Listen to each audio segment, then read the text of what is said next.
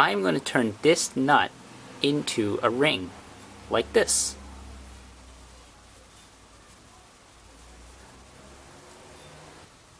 I'm going to anneal it using a torch. So I'm going to heat it up to nice and hot, bright red. Might take a little while because it's pretty big.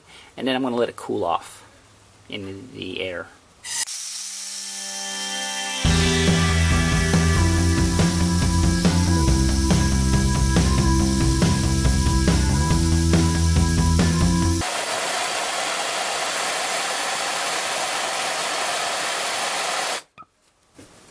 Now I'm going to let it cool off in the air.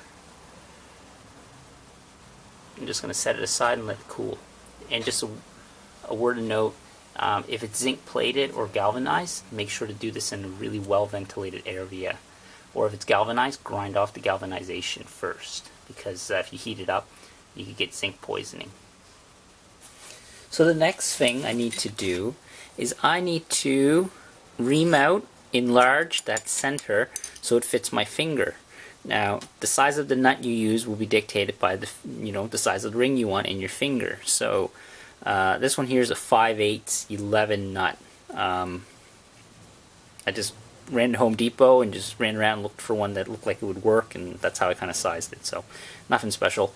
The ring before that I showed you, I made using files way back in the day. I made this a couple years ago, and I didn't really have a ton of power tools at the time. And I made this ring pretty much completely with a hacksaw and some files. This bolt here is just biled steel. I might make one with stainless steel sometime as well. I've made this a couple years ago, and it's held up quite nice. It's getting a little tarnished. I haven't polished it in a while. But I'm going to first start by using the file to show you how you can do it with a file, but I'm lazy. I'm not going to do that. I'm going to switch over to the Dremel, or better yet, I'm going to switch over to my tungsten carbide die grinder, which I've done some videos on too. This will completely chew it up in no time. But you can use files to do it if you don't have these power tools, so I just wanted to show you that it is possible. It just takes a while.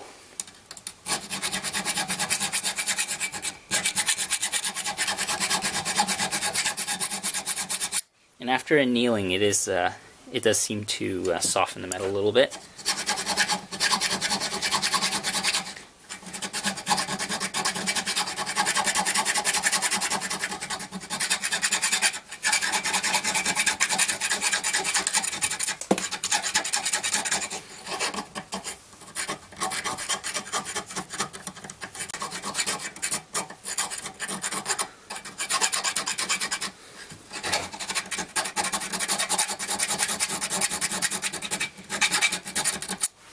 So already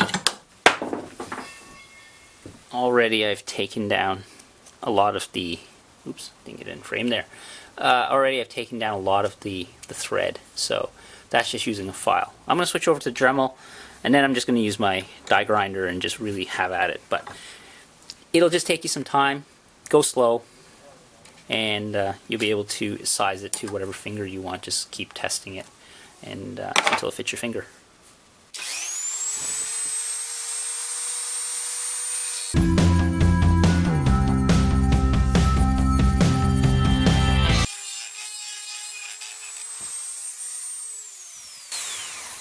That works pretty well.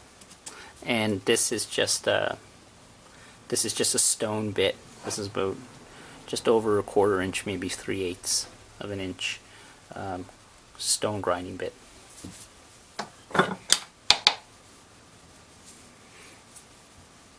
Already I got most of the threads gone, as you can see here. So it's going to take a little while. I'm just going to keep working at it until I enlarge it to my finger. So I'll come back once it's large enough for my finger.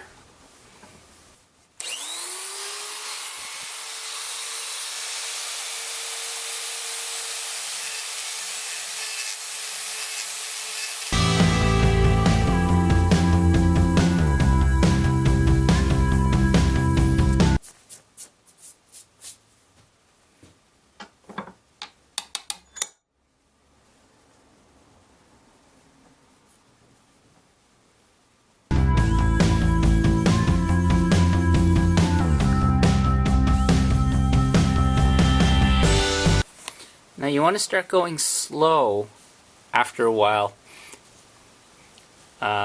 only because you can't resize this steel ring once it's made. It's not like something that's a little more malleable. They can cut it and resolder it. So just be careful. I'm going to try to size it either for this or this finger. So here I've reamed out, filed out the inside till it fit my finger. So it fits my finger there that I'm going to make the ring for. So what I'm going to do now is I'm going to just mark, and I'm going to trim this down so it kind of taper it, kind of like this ring here. So what I've done here is I've marked the ring all the way around with a Sharpie, just to a rough profile, so I know how much metal to remove, because I'm modeling it off of a ring like this here. I think that's kind of a cool looking ring. I kind of like that shape, so that's what I'm going to replicate on this one here. So I've just kind of marked it out roughly. Your ring might be different. You might not want to put a taper on it. You might want to just flatten it, maybe trim it down a bit, and then flatten all the way around. But in my case, I'm going to leave a flat spot here, so, and then the rest will be round. So that's why I'm going to put a taper on it, because it'll look kind of neat, I think. Some of you may not have the power tools that I have, and like I said, you can make this whole ring with just a file. That's what I did with the original one that I made. But what I'm going to do here is I'm going to use a hacksaw, just a plain hacksaw here. And I'm going to use it to remove a lot of this metal here on the one side.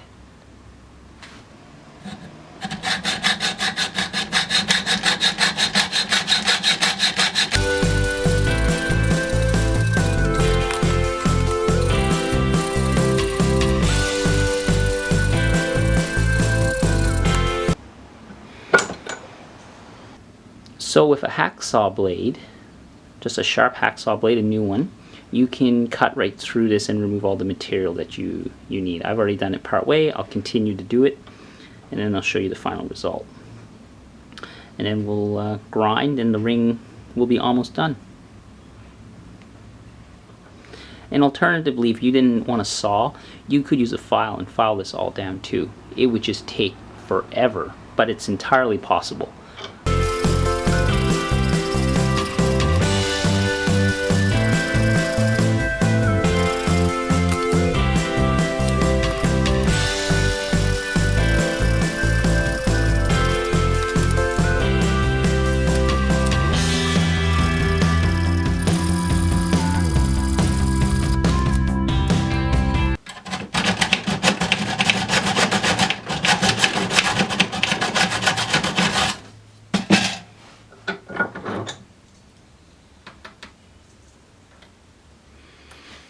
So here I've hacksawed off the two sides that I had marked.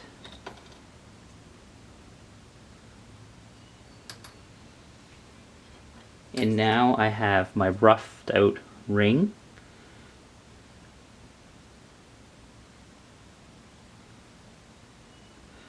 Now, next is you can either file this off with a file.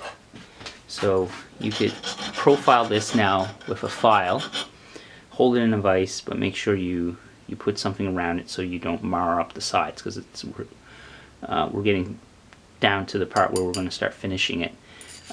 So you can file it down with a file, or I'm going to stick it on my belt sander and I'm going to flatten it down. So there's a few different ways you can do it. But if you use a nice file, a sharp file, and just work at it, maybe a large bastard file or something, or flat file, get something with a cross cut, and it'll remove the material pretty quickly. So kind of file like that. So next we'll smooth that down, and then we'll finish off the inside and finish off the outside.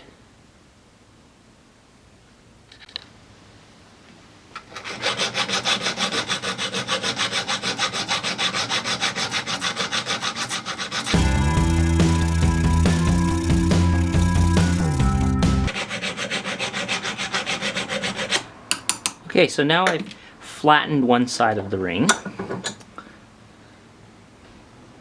you can see here, it's looking fairly flat. Next I'm going to do the other side. Now I am going to cheat a little bit. I'm going to use my belt sander here just to remove, flatten this down. I did the one side with a file. Now I'm going to get lazy. But like I said, for those of you who don't have a belt sander, you can just use a file like I did on this side. So I'm just going to take a shortcut now. And I have a glass of water here just to cool it off as I'm grinding.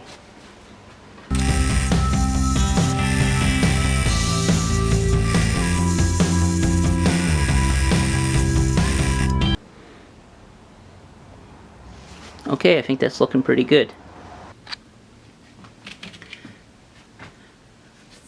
Now I'm going to use my half round file and just kind of clean up the edges so it fits nice on my finger.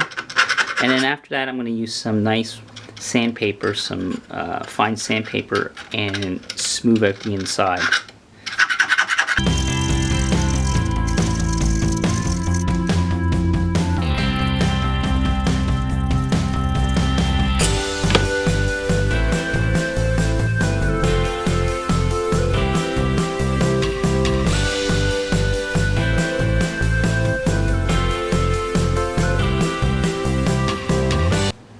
Fits nicely, it doesn't cut my hand.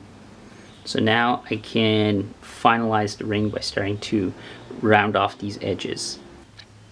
Now the way I'm going to round off these edges is I'm just going to kind of eyeball it because I don't have the inside of this ring perfectly symmetrical.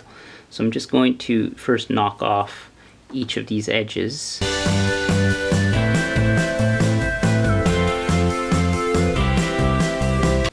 Once I knock off these high points, then I'll start smoothing all the way around. So again, all done with a file, or I might do it on my bench grinder, but I'll just start by working with a file.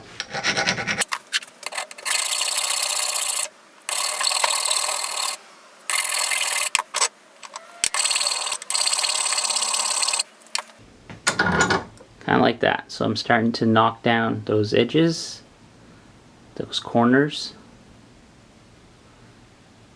and then I'll come back through and then just slowly start tapering it all the way around.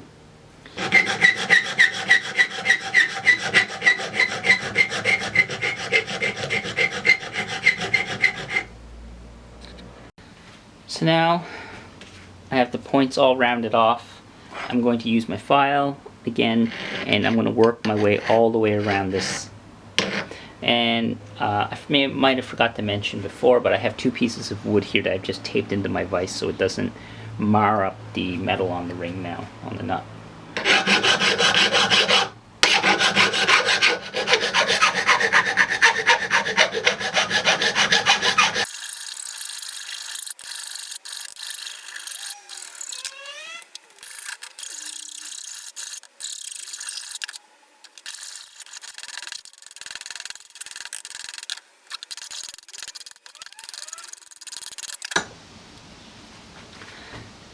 There, it's starting to round off now. I'm just going to keep working at it and thin this right out. And then the ring will almost be done. Then I'll do some final sanding, grinding, smooth it all out, polish it, and it'll be complete. So I got the ring pretty decent just using the file. It's round all the way around now. But what I think I'm going to do is I'm going to finish it on the belt grinder. Just it's a little easier. Got tired of filing, but like I said, you can do all of this just with a file with an elbow grease.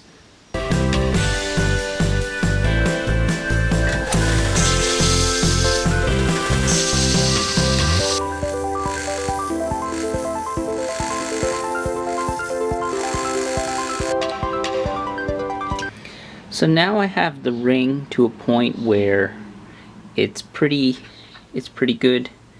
It's smooth all the way around. I beveled it a little bit too. It's entirely up to you how you want your ring to be designed. But now I'm going to start wet sanding it to really bring out the shine on the ring. So the inside I'm going to sand with some sandpaper as well to smooth it out, but it's already pretty decently smooth. So I'm going to start with some 220 wet and dry, wet sanding, a little bit of water here, got a tray here to keep the mess down, and I'm just going to work at the ring and go up through ever finer grits of paper all the way up to maybe 800 to 1000 grit. We'll see how it turns out.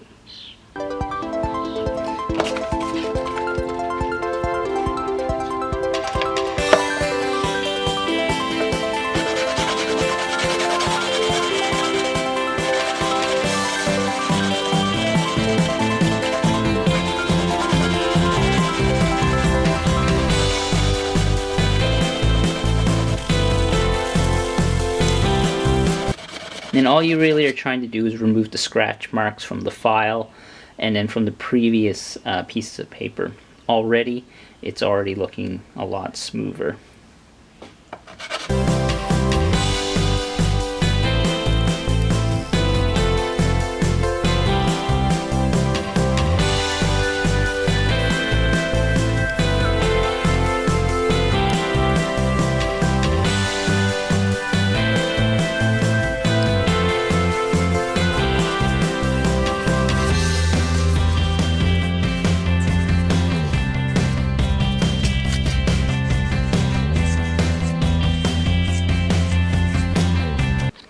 Okay, I'm done wet sanding. It's time to polish. It's starting to already look really shiny. Looking pretty nice. So what I'm going to do now is hit it with some metal polish and it'll be done. But I'm quite pleased with how this has come out so far.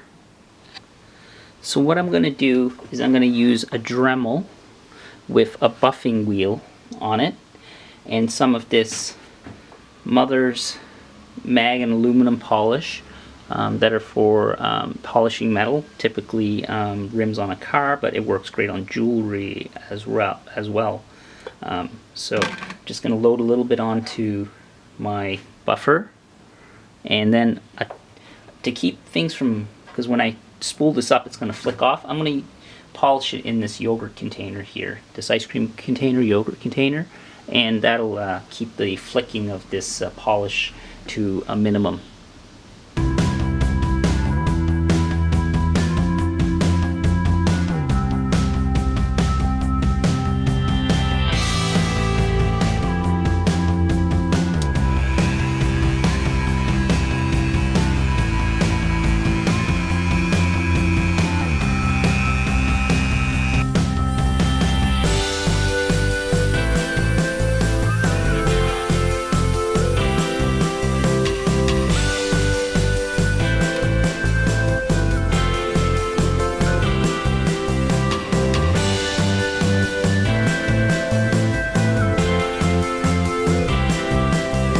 That came out awesome. Got a little nick here. I guess I would if I took a little more time polishing and grinding earlier when I was sanding with the wet dry. Probably could have got that out, but that's okay. That looks super shiny.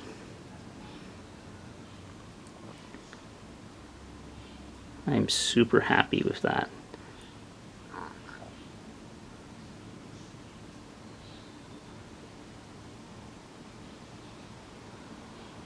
So that is how you make a ring from a nut.